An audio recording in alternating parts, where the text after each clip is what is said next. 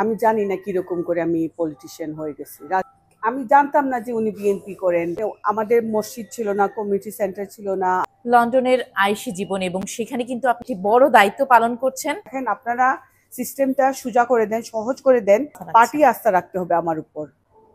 আসসালামু আলাইকুম। Sylhet to America TV থেকে স্বাগত জানাচ্ছি আমি ফারজানা আবিদুল্লাহ। বলছিলাম কিন্তু একটি নতুন মুখ সিলেটের নির্বাচনী আমেজে আজকে প্রথম পর্বে যাকে যুক্ত করতে যাচ্ছি সে মানুষটিকে দেখাবো। আমি জানি সবার একটু কৌতূহল হচ্ছে যে কে আমাদের সেই সিলেটি মুখটি, কে হতে পারে বলেছিলাম গেস করার জন্য। অনেকে এখনো সে ধাঁধার বেড়াজালে পড়ে আছেন, সবাইকে সে ধাঁধা ভাঙিয়ে দিতে যুক্ত হয়ে গেছি আমি আজকে সেই মাহেন্দ্র খনে। সিলেট ৬ আসন বিয়ানীবাজার গোলাপগঞ্জ থেকে কমরুদ্দিনের নাম তো আমরা সকলেই জানি, যিনি অঙ্গাঙ্গিভাবে জাতীয়তাবাদী বিএনপি দলের সাথে যুক্ত ছিলেন। তার সুযোগ্য কন্যা সুদূর লন্ডন থেকে শেকড়ের টানে, মাটির টানে, মাতৃভূমির টানে চলে এসেছেন। এই ব্যক্তিটি আর কেউ নন, সাবিনা খান। চলুন পরিচয় হয়ে যায়। আসসালামু আলাইকুম, খুব সুন্দর পরিচয় দিচ্ছেন আমাকে। ওয়ালাইকুম আসসালাম। আপনি সুন্দর পরিচয় দেওয়ার মতোই একজন মানুষ। এই যে কমরুদ্দিনের সুযোগ্য কন্যা, বাবার দীর্ঘ ছোটবেলা থেকে বাবার রাজনীতি দেখে দেখে কিন্তু বড় হওয়া, জি, এই জায়গাতে নিজেকে সম্পৃক্ত করার পেছনে কি বাবার কোনো প্রেশার ছিল নাকি মনের টানে রাজনীতির সাথে যুক্ত হওয়া? আমি বলবো যে আমি জানি না কিরকম করে আমি পলিটিশিয়ান হয়ে গেছি, রাজনীতিবিদ হয়ে গেছি।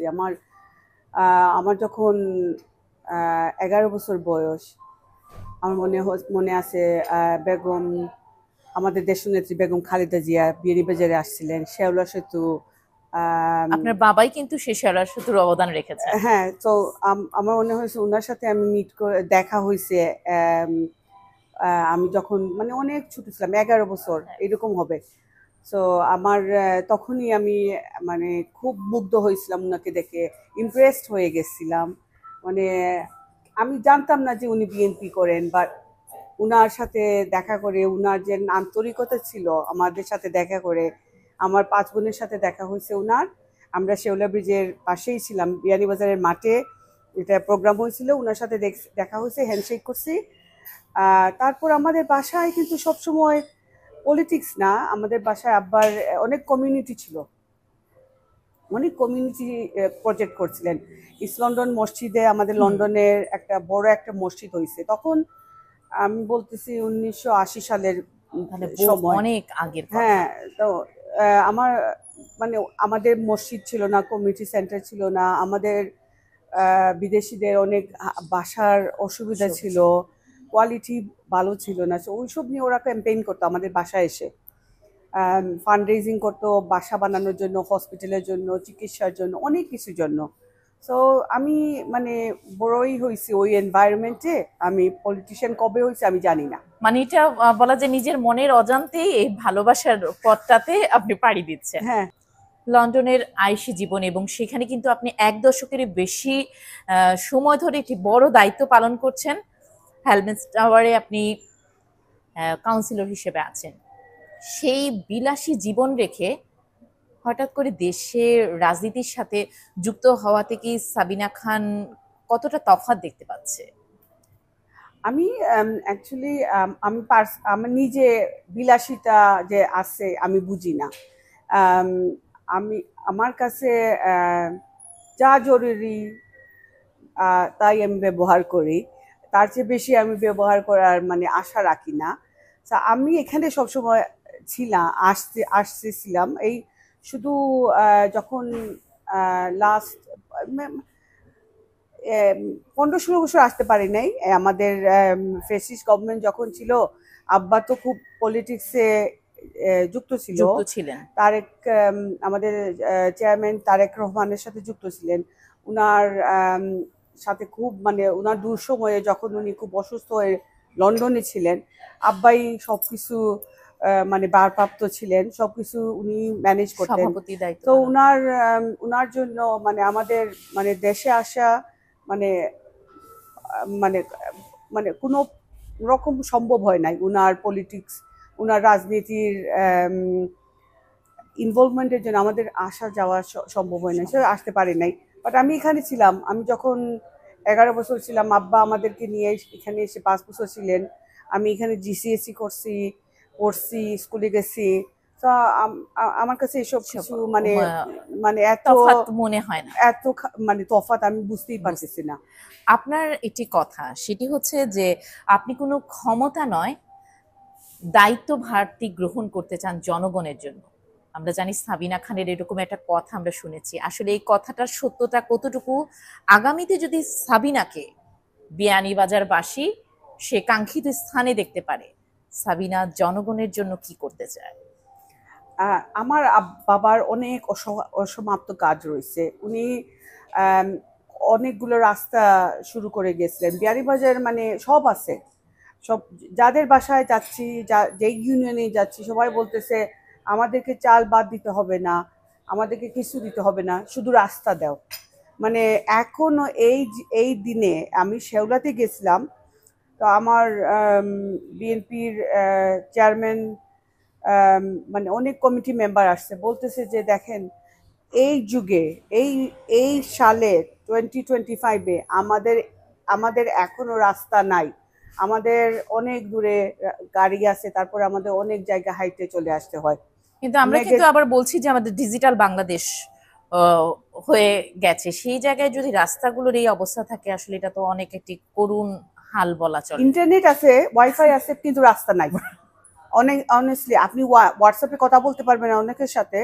মানে আমি যে নানার কথা বলতেছি, ওনার নাম হচ্ছে আলাই নানা, শেওলার বিএনপির অনেক পরিচিত নেই। উনার সাথে আমি ওয়াইফাই দিয়ে হোয়াটসঅ্যাপে কথা বলতে পারি। গতকালকে কথা হয়েছে, আমাদের মিটিং হবে বৃহস্পতিবার, উনি আমাকে নিয়ে অনেক জায়গায় যাবেন। বাট ইয়ে নাই, রাস্তা নাই, ওনার বাসায় রাস্তা নাই। তো ওরা সবাই বলতেছে যে রাস্তা খুব দরকার। প্রথম এটা তাদের চাওয়া, এরপর পরে আর কি আর তারপরে স্কুলে গেছি, আমার বাবার একটা জলদি স্কুল আছে, ওখানে গেছি। সো টিচাররা বলতেছেন দেখেন আমাদের যে স্কুলে 3টা পোস্ট আছে টিচারের, এগুলা ইয়ে করতে পারতেছি না, আমরা রিক্রুটমেন্ট করতে পারতেছি না, কারণ এখানে একটা টিচার রিক্রুটমেন্ট করতে 2 বছর লাগে। বিউরোক্রেসি আর মানে সিস্টেমটা যে আওয়ামী লীগ দিয়ে গেছে গভর্নমেন্ট, মানে একজন গ্রাজুয়েট হওয়ার পর 2 বছর ওয়েট করতে হয় জবটা নেওয়ার জন্য, প্রসেসের জন্য। প্রসেসিং এ শুধু 2 বছর বছর চলে যাচ্ছে, সেই জন্য ওরা টিচার নিতে পারতেছে না। সো ওরা বলতেছে দেখেন আপনারা সিস্টেমটা সোজা করে দেন, সহজ করে দেন, যেন আমরা একটা টিচার নিতে আমাদের অসুবিধা না হয়। তারপর বলতেছে যে পড়ালেখা যা সাবজেক্ট পড়াইতেছে বাচ্চারা মন দিতেছে না, মানে সাবজেক্টের কারিকুলামে মন দিতে পারতেছে না। আমাদের চেয়ারম্যান তারেক রহমান বলেছেন যে আমাদের এডুকেশন, আমাদের যে শিক্ষা আছে ওইটাতে ভাষা শিক্ষার জন্য বলতেছেন।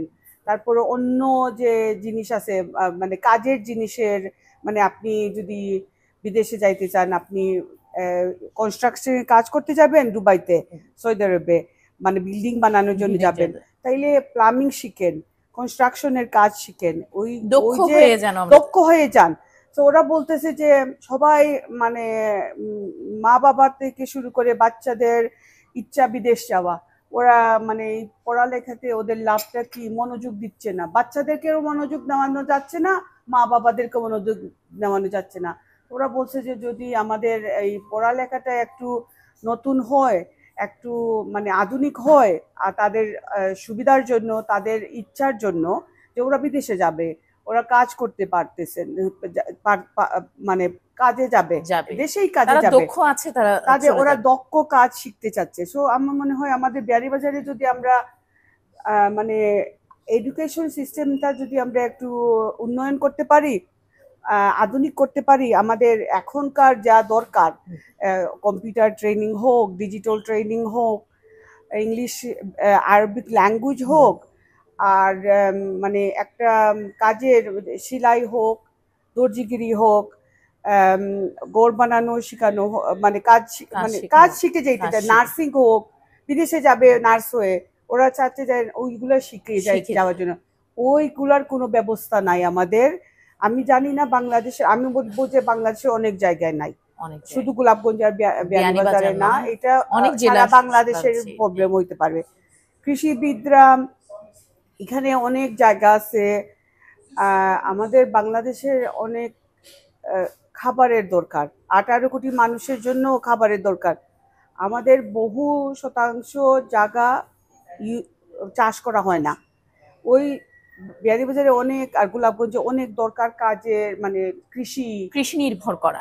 কৃষিদেরকে আর একটু আর একটু আধুনিক ভাবে কিরকম ভাবে ওরা ওদের সহজভাবে জায়গা সহজভাবে কিভাবে কৃষি উন্নয়ন কাজ করতে পারে, কাজ করতে পারে, তার বাড়ির আঙ্গিনার জায়গাটাও যেন সে কাজে লাগাতে পারে, যেটা দিয়ে সে আত্মনির্ভরশীল হতে পারে এবং অন্যকে আরো সহযোগিতা করতে হ্যাঁ, পারে। আত্মনির্ভরশীল আর কিরকম আরো বেশি জায়গাটা ইউজ করে বেশি দান করতে পারবে, বেশি ভেজিটেবল করতে পারবে, শাকসবজি ফলাইতে পারবে, এইগুলা মানে আমাদের দরকার। আপনি কি এগুলোই চিন্তা করছেন যে আপনি যদি সে কাঙ্ক্ষিত স্থানে পৌঁছান, আপনি যে আশা নিয়ে এসেছেন সেই জায়গায় যদি আপনি কাঙ্ক্ষিত আপনার সেই লক্ষ্যটি পূরণ হয়, আপনি কি বিয়ানীবাজার গোলাপগঞ্জবাসীকে সেই স্বপ্নগুলো পূরণ করতে সহযোগিতা করবেন কিনা? অ্যাকচুয়ালি আমি সহজ করার আগে আরো অনেক কাজ আছে। আমাকে প্রথমে আমার পার্টি, বাংলাদেশ জাতীয়তাবাদী দলকে, বিএনপিকে, ওদের সারা কমিটি আছে, কেন্দ্রীয় যে বিএনপি আছে, ওদেরকে আমাদের বুঝাইতে হবে যে আমি একটা দক্ষ ক্যান্ডিডেট। ওরা আমাকে বুঝতে হবে, ওরা আমাকে জানতে হবে, আমার উপর আশা ভরসা করতে হবে ওদের, তারপর আমাকে নমিনেশন দিতে হবে। তো এইগুলা এখন আমি এইসব কিছু চিন্তা করতেছি না কি করা যাবে কি হবে, এখন আমি শুধু চিন্তা করতেছি আমার পার্টি আমাকে কি নমিনেশন দিবে কিনা। আপনি এই পার্টির নমিনেশনের বিষয়ে আপনি নিজেকে কতটা যোগ্য মনে করছেন? আমি বলবো পার্টি যাকেই চুজ করবে সেই যোগ্য হবে। মানে আমি পার্টির উপর আমি যোগ্য কিনা না, পার্টি আস্থা রাখতে হবে আমার উপর। ওদের মানে ইয়ে আছে, ক্রাইটেরিয়া আছে, ওদের নিয়ম আছে, ওদের মানে 31 দফা আছে। সেই দফা আমি কি ইয়ে একটা রাষ্ট্র কাঠামোর জন্য ইয়ে গুরুত্বপূর্ণ দিতে পারবো নাকি, গুরুত্বপূর্ণ একটা যে কাজ করতে পারবো কিনা, সেটা যদি ওরা মনে করে আমি যোগ্য, তাইলে আমি যোগ্য। বাহ, চমৎকার একটি কথা আসলে, যেটি যদি আমার দল আমাকে মনে করে আমি যোগ্য, আমি তাহলে জনগণের জন্য কাজ করতে প্রস্তুত। এই জন্য দলকে সবার আগেই প্রাধান্য দিয়েছেন সাবিনা খান। সাবিনা নামের অর্থটি কিন্তু ফুল বা পুষ্প। আমার মনে হচ্ছে আজকের এই নারী অগ্রযাত্রার, যিনি আমাদের সাথে একজন নারী অগ্রযাত্রার পথিক হিসেবে বসে আছেন, যিনি চমৎকার একটি দায়িত্বভার গ্রহণ করার জন্য, নমিনেশন পাওয়ার জন্য নিজেকে যোগ্য সাব্যস্ত করতেই বাংলাদেশের বিয়ানীবাজার গোলাপগঞ্জের হয়ে কাজ করে যাচ্ছেন। আমি আশাবাদ ব্যক্ত করব এবং সাবিনাকে ছোট একটি প্রশ্ন করতে চাই যে আপনার নামের অর্থটি ফুল বা পুষ্প, তো আপনার পরিবারে কিন্তু আপনি ঠিক সেভাবে ফুলের সুবাস দিয়েই আসছেন, কেননা আপনার পরিবারের প্রতিটি মানুষই আপনাকে সাপোর্ট করছে এই জায়গাতে। তো এইরকম একটি জায়গায় আসার জন্য পারিবারিক সাপোর্টটা কতটুকু গুরুত্বপূর্ণ বলে আপনি মনে করেন? পারিবারিক সাপোর্ট আমি বলবো যে আমার বাবা, আমি যদি আমার বাবাকে দেখতাম না, অনেক মেয়েদের কথা বলতেছি, আমার মতো অনেক মেয়ে লন্ডনে আছে আমার থেকে আরো যোগ্য। আমাদের লন্ডনে 3 জন বাঙালি এমপি আছে, 2 জন সিলেটি স্পিকিং এমপি আছে, মহিলা 2 জন সিলেটি স্পিকিং এমপি আছেন। বাট আমার মনে হয় না যে আমরা সিলেটি স্পিকিং এমপি একজন আমরা পার্লামেন্ট বাংলাদেশ আসন, আমি জানি না নিজে। সো আমি মনে করি যে শিক্ষা, আমার বাবা আমাদেরকে মানে খুব গুরুত্ব দিছে এডুকেশনে। আমি দেখছি আমার বাবা পলিটিক্স করছে, আমি ওনার জার্নি ফলো করছি। আর এটা যদি আমার পরিবেশে না থাকতো, আমি যদি না দেখতাম, তাইলে আমিও ইন্সপায়ার্ড হইতাম না, আমিও বলতাম না যে আমি পলিটিক্সে আসবো। প্রথমে আমাকে চিন্তা করতে হয়েছে, আশা করতে হয়েছে, স্বপ্ন দেখতে হয়েছে যে আমি এটা করব। আর বাবার আদর্শর পথ ধরেই এই পথটা আসলে হাঁটা। যেমন আদর্শ একটি পরিবারই কিন্তু একটি আদর্শ সন্তান থাকে সেটার সুযোগ্য কন্যা আমরা বলছি আপনাকে, কেননা আপনি বাবার সেই স্বপ্ন বাস্তবায়নের জন্য সাহস তো করেছেন, বাকিটা তো তার উপর আল্লাহর সাহস ইচ্ছে। আমার করতে হবে। তারপর আমার মা, উনি তো খুব মানে খুশি যে আমি এটা করতেছি। আমার বাবা, উনি আমার বাবার সাথে প্রথম দিন থেকে আমার থেকে বেশি আমার আম্মা আমার আব্বাকে জানুন। সো তান লাগে তাই যে দেখতে পারবা যে তানোর জামাই মারা গেছেন, আমার আব্বা মারা গেছেন। কারণ জামাইয়ের একটা স্বপ্ন আসলো যে একটা বিয়ানীবাজার গোলাপগঞ্জের এমপি হইতা, বিয়ানীবাজার গোলাপগঞ্জের উন্নতি করতা। এটা যদি আর কেউ করতে পারে, আর তার মেয়ে করতে পারে, এটা লাগে তো তাই অফকোর্স আমারে প্রত্যেকদিন রাতে আমি তো কই তুমি বাংলাদেশ থেকে পলিটিক্স, লন্ডন থেকে পলিটিক্স করা এখানে আধা রাত্রে বইয়া, তুমিও না আইও, তুমি অ্যাডভাইস দেওয়ার থাকো বেশি, আর তুমি আইলে আমার খামটা আরো সুযোগ তুমি আইও না কেতাল লাগিয়া তো তাই আইরে ঈদর পরে। আর আমার জামাই, আমার বোন 2 মাস আমার সাথে ছিলা, এখন গেছে লন্ডনে। আমার বোনের জামাই আসতেছে 12 তারিখ। আমার বোনের জামাই এর আগেই আসতেছে 9 তারিখ বোধহয়। আমার হাজবেন্ড আসতেছে 12 তারিখ।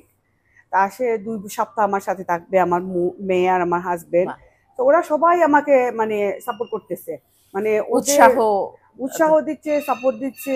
ওরা মানে খুব চিন্তিত যে আমি খাইতেছি নি, আমি আমার সাথে কে আসতেছে কে যাচ্ছে। বাট আমি বলবো যে আমি এক্সেপশন, আমি সবাই আমার মতো সুযোগ পাচ্ছে না, সুযোগ পাচ্ছে না। আমার বাসা আছে, বাড়ি আছে, আমি যেখানেই যাচ্ছি দরজা খুলছে সহজে। আমার আব্বা এটা আমার জন্য করে গেছেন। এটা যদি হতো না তাইলে আমি প্রত্যেকদিন চিন্তা করি যে আমি আমার বাবার জন্য এটা করতে পারতেছি, আমার আম্মার জন্য করতে পারতেছি, আমার বোনের জন্য করতে পারতেছি। অনেক মহিলারা বোধহয় বাংলাদেশে আছে, সিলেটে আছে, বিয়ানীবাজারে আছে, গোলাপগঞ্জে আছে, নির্যাতিত। ওদের আওয়াজ কেউ শুনতেছে না, ওরা অবহেলায় আছে, ওদের মান সম্মান, এই যে একটা মানবাধিকার আছে ওইগুলা পাচ্ছে না। ওরা মানে আমার চেয়েও বেশি একজন ভালো রাজনীতিবিদ হতে পারবে যদি ওদেরকে কেউ সাপোর্ট করে। আমি চিন্তা করতেছি, আমি চাই যে একটা নেটওয়ার্ক, কিছু একটা করা দরকার আমার যখন আমাদের নির্বাচন হবে, আমার মতো আমি চাই আরো মেয়েরা বাংলাদেশের কোনায় কোনায় থেকে চলে আসে। এই জায়গায় থেকে একটু বলতে চাই যে সাবিনা খান একজন এমপি প্রার্থী নয়, বিয়ানীবাজারের কন্যা হিসেবে বিয়ানীবাজারের মেয়েদের জন্য কি আলাদা কোনো স্বপ্ন দেখছে কিনা, যে নারীরাও স্বাবলম্বী হোক আরো বেশি? এই বিষয়ে কি সাবিনার কোনো স্বপ্ন আছে কিনা? অ্যাকচুয়ালি এটা আমি বলবো যে শুধু বিয়ানীবাজারের জন্য নয়, আমি বাংলাদেশের প্রত্যেক নারীর জন্য, এটা শুধু বাংলাদেশে না, আমি লন্ডন ইংল্যান্ডের মতো একটা জায়গায় আছি। আমি এখানে দেখছি যে আমাদের যে রিপ্রেজেন্টেটিভ আছে, পার্লামেন্টে যে এমপিরা আছে, অনেক মানে সংগ্রাম করে ওরা ওদের 50 ভাগ এমপি দিছে অনেক পার্টিতে। তারপর চেয়ারম্যান আছে না আমাদের, আমি কাউন্সিলর, এইরকম কাউন্সিলে, লোকাল গভর্নমেন্টে, কর্পোরেশনে, অনেক কর্পোরেশনে আমি দেখছি যে আমাদের মহিলাদের সংখ্যা কম। তারপর আমি যখন একটা রুমে যাই, এখন আমি দেখি আমি শুধুমাত্র আমি একমাত্র মহিলা দেখতেছি অনেক জায়গায়, আমি দেখতেছি। তো এটা আমি যখন দেখি, কাজে দেখি, বাংলাদেশে যখন দেখি, আমাদের টাকা পয়সা আছে, আমাদের মহিলাদের টাকা পয়সা ব্যাংকে কম আছে পুরুষদের চাইতে। আমাদের মহিলাদের জায়গা সম্পত্তি যদি জরিপানা করি, দেখবেন আমাদের মহিলাদের জায়গা জমিন কম, আমাদের মহিলাদের বেতন কম, আমাদের মহিলাদের মানে কষ্টের কাম বেশি করে, প্রাপ্য যে একটা আছে। আমাদের এক জায়গাতে দেখবেন একটা লেকচারার, পুরুষ লেকচারার মানে উন্নতি হচ্ছে, প্রমোশন হচ্ছে, বেতন পাচ্ছে বেশি, বাট মহিলারা এই সেই সময়ে ওনাদের চাইতে কম বেতন পাচ্ছে, তারপর ওনাদের মূল্যায়ন কম হচ্ছে। সো আমার শুধু বিয়ানীবাজার গোলাপীর জন্য নয়, আমি মনে করি আমাদের বাংলাদেশের সব মহিলাদের জন্য চিন্তা করতে হবে। এই দেখেন কয়েকদিন আগে একটা ছোট্ট মেয়ের রেপ হয়েছে, আসিয়া। হ্যাঁ, আসিয়া রেপ হয়েছে।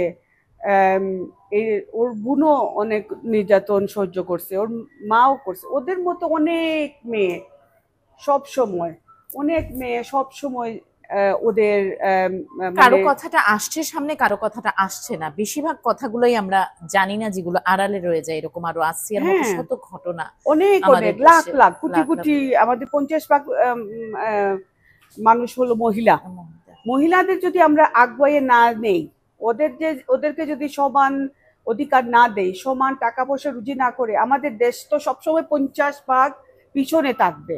আমাদের দেশকে যদি সবসময় আরো বেশি বেশি আগিয়ে নিতে হয়, আমাদের মহিলাদেরকে আমাদের সাথে নিয়ে যেতে হবে। সাথে নিয়ে যেতে হবে। এই মহিলাদেরকে সাথে নিয়ে আগানোর বিষয়ে আমাদের আরেকটি প্রশ্ন, যেটি হচ্ছে আপনার দল, আপনি কিভাবে মনে করেন, কতটুকু মনে করেন যে বিএনপি যদি ক্ষমতায় আসে, সেই জায়গায় আপনি সেই স্থানে থাকেন বা না থাকেন, বিএনপি নারীদের ক্ষমতায়ন কতটুকু অগ্রসর করবে বলে আপনি মনে করেন? আপনি যদি 31 দফা দেখেন, 31 দফার মধ্যে অনেক মানে আমাদের দেশে অনেক অসুবিধা আছে। মানে আমাদের একটা কয়েকটা দফা আমাদের নারীদের জন্য বরাদ্দ আছে। একটা হইলো কৃষকদের জন্য। আপনি যদি দেখেন, মনে হয় 27 দফা, এটা এখানে লেখা যে কৃষিদের জন্য কৃষকদের সাহায্য। আপনি যদি দেখেন, পুরুষরা মাঠে গিয়ে কাজ করতেছে, বা ধানটা বাসায় নিয়ে আসার পর আমাদের মহিলারাই এইটাকে শ্রম দিচ্ছে। সো ওই দফাতে যদি আমাদের কৃষকদের, সব কৃষক তো মহিলা পুরুষ, সো ওই দফাতে যদি মূল্যায়ন হয়, যদি আমরা বাস্তবায়ন করতে পারি, তাহলে আমাদের মহিলাদের উন্নতি হবে। আর তারপরে দেখেন, একটা 5% পয়সা দেওয়া হবে, জিডিপি দেওয়া হবে আমাদের স্বাস্থ্যের জন্য। আমাদের মহিলাদেরই বেশি স্বাস্থ্যের দরকার। আমাদের বাচ্চা হয়, তারপর আমাদের বাচ্চারা আছে, বাচ্চাদের নিয়ে হসপিটালে যাইতে হয়, ওকে নিয়ে অনেক স্বাস্থ্যের আপনার চিন্তা আছে। যদি একটা ভালো উন্নত স্বাস্থ্যের ব্যবস্থা থাকে আমাদের দেশে থাকতে হয়, আপনার সাহায্য হবে না? অবশ্যই। আপনি যদি উন্নত চিকিৎসা পান, কম পয়সা দিয়ে, পয়সার চিন্তা না করে, আপনার একটা মহিলা হয়ে আপনি, আমি, আমাদের দুজনেরই লাভ হবে। আপনি আপনার মাকে নিয়ে হসপিটালে যাচ্ছেন, আপনি আপনার পরিবারের সবাইকে নিয়ে হসপিটালে যাচ্ছেন। সো এইটার জন্য আমাদের সাহায্য হবে। তারপর আরেকটা দফা বলবো, এডুকেশন, শিক্ষা। ওইখানে ওরা 5% আমাদের জিডিপি দিবে। তা আমাদের মহিলাদের জন্য কি চিন্তা, আমাদের বাচ্চাদের স্কুলে নিয়ে যাইতে হয়। আমাদের শিক্ষা যদি আমরা যদি স্কিল ট্রেনিং করি, স্কিল ডেভেলপ ট্রেনিং গুলো করলে আমাদের উন্নতি হবে। আমাদের আপনার মতে যে 31 দফা দাবিতে এই বিষয়গুলো সুন্দরভাবে উঠে এসেছে, আপনি এটাই মনে করছেন? এটা সেগমেন্ট হয় না উমেনের জন্য, বাট আমাদের মহিলাদের অনেক সাহায্য হবে। এডুকেশন, হেলথ, কৃষক, এই তিনটাই বলতেছি, সময় নাই তো। শুনছিলাম কিন্তু বলা যায় সুন্দর একটি কথা বা সুন্দর স্বপ্নের কথা। এই স্বপ্ন বাস্তবায়নের ক্ষেত্রে বিশেষ করে নারী ক্ষমতায়নের যে কতটা ভূমিকা রাখলে আমাদের বাংলাদেশ আরো সামনের দিকে এগিয়ে যাবে। সাবিনা খানের ছোট্ট একটি গোপন তথ্য আপনাদের সামনে দিতে যাচ্ছি। সেটি হচ্ছে, সাইফুর রহমান নিজেই কিন্তু তার জীবন সঙ্গীকে বেছে দিয়েছেন। চলুন সেই গল্পটি শুনে আসি। আমি বলি, আমরা 5 বোন। সো আমাদের অর্থমন্ত্রী সাইফুর রহমান আমাদের ফ্যামিলির সাথে খুব ঘনিষ্ঠ সম্পর্ক। ওরা লন্ডনে গেলেই আমাদের বাসায় থাকতো। তো দাদি, আমি ওদেরকে দাদা ডাকতাম, আব্বা ওনাকে চাচা ডাকতেন। তো দাদি আমাদেরকে দেখতো। আমি যখন 7 বছর, আমার 5 নম্বর বোনের বিয়ে নাই, আমার জন্ম হয়ে গেছে। তো আমরা সবাই মানে একদম 6 বছরের মধ্যে সবার জন্ম হয়ে গেছে। তো দেখতো, দেখে ও তো, হায় আমার মাথা ব্যথা করতেছে কমরুদ্দিনের জন্য। এই মেয়েদেরকে কি করে বিয়ে দিবে, মানে উনি সব সময় ছেলে দেখতো আমাদের জন্য বিয়ে দেওয়ার জন্য। তখন আমার হাজবেন্ডের চাচা উনি মৌলিবাজারের পারমর্দ, সে সমান গ্রামের ইয়ের সাথে সাইফুর রহমানের ছেলে টিটুর সাথে বিজনেস করতো। তো আমার হাজবেন্ড আসছে ওর চাচাকে নিতে, আর আমার আব্বা দেখছে সাইফুর রহমানের বাসায় আসছে। তো আব্বা দেখে বলছে যে এই ছেলেকে, দাদিকে বলছে, দাদি বলছে যে এই তো ইয়ে মতির বাইফুত। তো আব্বা বলছে যে ওর বিয়ে হয়ে গেছে। উনি বলছে, চাচা বলছে যে না, মতি চাচা বলছে না বিয়ে হয় নাই। বলছে যে কি পড়ছে, তো বলছে যে পড়ালেখা, তো সবকিছু যাচাই বাছাই করছে, বাসা বাড়ি সব যাচাই মানে বাছাই করে ইন্টারভিউ বলছে, শেষ হয়ে পরে বলছে যে আমার এই ছেলেটাকে খুব পছন্দ হয়েছে, তুমি যা করার দরকার ওই ছেলেটাকে তুমি আমার মেয়ের জন্য, পপির জন্য বিয়ে ঠিক করে দাও। সো উনি মতি আঙ্কেলের সাথে কথা বলছে। তারপর মতি আঙ্কেল আর আমার শাশুড়ি হলে ওরা আপন চাচাতো ভাই বোন। আচ্ছা, তো ওদের সাথে বলে তারপর আমাদের 2 মাসের মধ্যে বিয়ে হয়ে গেছে। বিয়ে ঠিক করে উনি লন্ডন থেকে গেছে, বিয়ের এঙ্গেজমেন্ট সব শেষ করে। তারপর উনি আমাদের বিয়েতেও আসছিল। তো আমার জামাই যখন আমাদের বিয়ের দিন, আমার জামাই বুঝে গেছে যে এই পরিবারটা আমি পলিটিক্সের ফ্যামিলিতে বিয়ে হয়েছে। কারণ ও যখন আসছিল বিয়ের দিন, ওর ডান পাশে বা পাশে পলিটিশিয়ান বসেছিল। সো ও চিনে নাই, বাট ওর পাশেই সব ছিল পলিটিশিয়ান। সো এটা মানে তখন থেকেই বুঝে গেছে যে আমি যার সাথে যুক্ত হয়েছি হ্যাঁ রাজনৈতিক একটি পরিবার, এবং আমার যিনি সহধর্মিনী তিনিও এই পথেই যাবেন। এই জন্য আমারও এভাবেই থাকতে হবে। এই সুন্দর একটি সময়। এখন একটু জিজ্ঞাসা করব যে বাবার এমন কোন স্মৃতি যেটি আজও নীরবে কাঁদায় সাবিনাকে? আমি বলবো যে এটা পলিটিক্যাল না। আব্বা, আমি যখন ছোট ছিলাম, মানে 12-13 বছর হওয়ার পর থেকেই আমি খুব অস্বস্তি, আমি বলতাম যে আব্বা আমাকে, আমি উপরে যাচ্ছি, আব্বা আমাকে দেখে নিছে বলে। আব্বা জানতো যে আমরা লুকাই লুকাই কিচেন পাকঘর থেকে খাইয়ে আমরা উপরে চলে যাইতাম। তা বলতো পপি এদিকে আসো, বসাইয়ে আমাদেরকে বলতো, মানে হোম ইকোনমিক্স ট্রেনিং দিত। বলতো আজকে চিন্তা করো তুমি একজন ডাক্তার। আমি বলতাম যে হ্যাঁ চিন্তা করতেছি। তো ডাক্তার কত টাকা রুজি করে? বলতাম যে 50,000 টাকা। একটা অ্যামাউন্ট দিচ্ছি। তো 50,000 টাকা। বাসা ভাড়া কত তোমার মাসে কত বাসায় আসতেছে? বাসা ভাড়া কত? গ্যাস বিল কত? কর্পোরেশন ট্যাক্স কত? তারপর গাড়ির পেট্রোলের দাম কত? কত টাকা বাকি রয়েছে? কিছু না। তো বলতো যে হ্যাঁ এখন কত টাকা তোমার দরকার রুজি করা? মানে আমরা যখন 16-17 বছর ছিলাম, আমাদেরকে মানে জীবনের মূল্য বুঝিয়ে দিয়ে দিচ্ছে। বাস্তব যে একটা জিনিস আছে, এটা এই জন্য হয়তো বা আপনি একটা প্রশ্নের উত্তরে বলছিলেন যে বিলাসী জীবন সেভাবে যতটুকু প্রয়োজন ততটুকুই গ্রহণ করেছেন। আমার মনে হয় এই শিক্ষাটা বাবার কাছ থেকেই শেখা, যে আমার এতটুকু প্রয়োজন আমার জীবন যাপনের জন্য, আমার ইনকামের সোর্সটাও সৎভাবে যেন এতটুকুই হয়। হ্যাঁ, তো ও বুঝাই দিছে। তো তখন থেকেই মানে কাজ করতে হবে, পড়তে হবে। তারপর আমি পলিটিক্স ডিগ্রি করতে চাইছিলাম। আব্বা বলছিল যে না, পলিটিক্স ডিগ্রি না, আইদার ডাক্তার পড়তে হবে, নাইলে লয়ার হতে হবে, নাইলে অ্যাকাউন্টেন্ট। তো ওরা পয়সা বেতন আছে, কাজ আছে। তখন আপনার ইচ্ছে তো আমি লো পড়ছি, মানে আমার ইচ্ছে ছিল পলিটিক্সে ডিগ্রি করার জন্য, দেয় নাই। বলছে যে কি কাজ করবে এটা দিয়ে। সো আমাকে লো ডিগ্রি করতে হয়েছে। তারপর লো ডিগ্রি পড়ার পর বলছে যে না, আমার লো পছন্দ না, আমি একটু এনজয় করি নাই। আমি পড়াটাকে তখন কি বলেছিলেন বাবা? না, তখন আর কিছু বলে নাই। তখন আমি যখন সেকেন্ড ইয়ার ইউনিভার্সিটি ছিলাম, আমার বিয়ে হয়ে গেছে। তারপর তার আমার হাজবেন্ড ভেরি ইজি গোয়িং, বলছে যে আচ্ছা ঠিক আছে, তুমি পছন্দ করো না। 1 বছর কাজ করছিল লিগেল ডিপার্টমেন্টে। তারপর আমি এইচআরে চলে গেছি। অনেকটা সময় ছিলাম, কিন্তু আজকে সিলেটের সেই সুযোগ্য কন্যা বিয়ানীবাজার গোলাপগঞ্জের 6 আসনের যিনি কমরউদ্দিনের কন্যা, বড় কন্যা। তিনি এসেছে বলা যায় ক্ষমতার জন্যে নয়, নিজের বাবার অসমাপ্ত স্বপ্নগুলোকেই পূরণ করতে। পরিশেষে সাবিনার কাছ থেকে জেনে নিব যে জনগণের জন্য কি চাইছেন, বা তার ভালোবাসার জায়গা থেকে ব্যক্তি সাবিনা কি চাচ্ছেন এই বাংলাদেশের জন্য। এখন আমি মানে আমার দল চাইতেছে যে একটা সুষ্ঠু নির্বাচন হোক, কারণ আমরা তো অনেক দিন ইলেকশন দেখি নাই, ফ্রি অ্যান্ড ফেয়ার ইলেকশন হয় নাই। মানুষ, সব জনগণ মানে যেখানেই যাচ্ছি একটাই আশা মানুষের, আর ওরা চাইতে চায় যে ইলেকশনের দিন, নির্বাচনের দিন ওরা শুধু ভোট দিতে চায়, আর কিছু চায় না।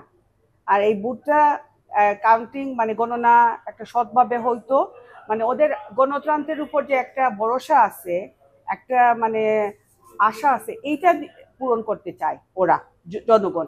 তো আমাদের এখন মানে প্রথম হচ্ছে এই যে একটা সুষ্ঠু নির্বাচন, এইটাই আমার আশা এখন। এবং প্রতিটি জনগণ যেন তার ভোটাধিকারটা সঠিকভাবে, অধিকারটা যে আছে, বঞ্চিত ছিল। প্রথম দায়িত্ব আমাদের, একটা গণতান্ত্রিক দায়িত্ব হইল আমাদের দেশের, আমরা একটা ফ্রি কান্ট্রি, আমরা একটা ডেমোক্রেসির প্রথম হইল আমরা ভোট দিব, ভোট দিয়ে আমরা একটা গভর্নমেন্ট, একটা গণতান্ত্রিক সরকার গঠন করব, এটাই জনগণ চায়। আর সেটা যে আমাদের জনগণকে দেওয়ার আমাদের এই মূল্য, এই আশা, আর কিছু না। অনেক অনেক ধন্যবাদ। আমি আজকে বলবো যে আমি খুব সম্মানিত এন্ড গর্ব ফিল করতেছি যে আপনারা আমার ইন্টারভিউ নিছেন, আমাকে যে সুযোগ দিচ্ছেন যে আমি মানুষের কাছে চাইতে পারবো আমার কথা, আমি কে আপনারা উনাদের কাছে বা আপনাদের ভিউয়ারের কাছে দিচ্ছেন, সেটার জন্য আমি আপনাদের কাছে আন্তরিকভাবে মানে ধন্যবাদ জানাচ্ছি, আন্তরিক ধন্যবাদ। সমাজের স্বচ্ছ দর্পণ মানে পরিষ্কার একটা আয়না হয়ে আমরা কাজ করতে চাই, ওই মানুষটিকে যেন আমরা তুলে ধরি যে আসলে জনগণের জন্য কাজ করবে। শুধু আমি না, সবাইকে, সবাই জনগণের পাশে দিবেন, যে ওরা পানির মতো দেখতে পারবে যে ওদের কাছে কোন দফা, কোন পার্টি দিচ্ছে, কোন পার্টি কোন পাত্রীকে দিচ্ছে। জনগণ যেন সচেতন হয়ে বুঝে আমাদের ওদের নির্বাচনের প্রার্থী, নির্বাচনের এমপি চুজ করে, এটা করতেছেন যে থ্যাংক ইউ সো মাচ। এটা আমাদের সবচেয়ে বড় দরকার এখন আমাদের ডেমোক্রেসি আনতে হইলে এটাই দরকার হবে। So thank you. আর সর্বশেষে বলবো যে ঈদ মুবারক। আমি খুব এক্সাইটেড ঈদের জন্য। আমার আম্মা যদি আসতে পারতেন তাহলে আরো খুশি হইতো। মানে আমি ঈদের দিন আমি আশা করতেছি যে আমাদের গোলাপগঞ্জে 7 ফ্যামিলি ওদের মানে কানবে, প্রথম ঈদ করবে, মানে সেকেন্ড ঈদ করবে রামাদানের পর, প্রথম কুরবানি ঈদ করবে ওদের বাচ্চাদের সারা। ওরা ওদের জীবন উৎসর্গ করেছে 5 অগাস্টে, ওরা মারা গেছে। আমি ওদের ফ্যামিলিদেরকে আমার আন্তরিক ভালোবাসা জানাবো। আর আমি খুব দুঃখ জানাবো যে আমারও দুঃখ লাগতেছে, আমি আপনাদের কথাই চিন্তা করতেছি। বিয়ানীবাজারে 7 ফ্যামিলি পরিবার ওদের বাচ্চাদেরকে ছাড়া ঈদ করবে। সো ঈদ মুবারক আপনাদেরকে। আর আমাকে যদি সুযোগ দেওয়া হয়, আমি যদি পারি ঈদের আগে আসবো আপনাদেরকে দেখতে, আর ঈদের দিনও আসার চেষ্টা করব, আপনারা যদি আমাকে সুযোগ দেন। বিয়ানীবাজার আর গোলাপগঞ্জে যারা 5 অগাস্টে তাদের জীবন উৎসর্গ করেছেন, ঈদ মুবারক ওদের জন্য আর সবাইকে। আসসালামু আলাইকুম। এত সুন্দর কথার রেশ নিয়ে শেষ করতে যাচ্ছি। আসলে মনে হচ্ছে আজকে নির্বাচনী আমেজটা সে ফুলের সুবাসে পরিপূর্ণ হয়েছে, এই জন্যই তো নামটি সাবিনা। সাবিনার সে ফুলের রেশ নিয়ে শেষ করতে যাচ্ছি আমি ফারজানা মৃদুলা।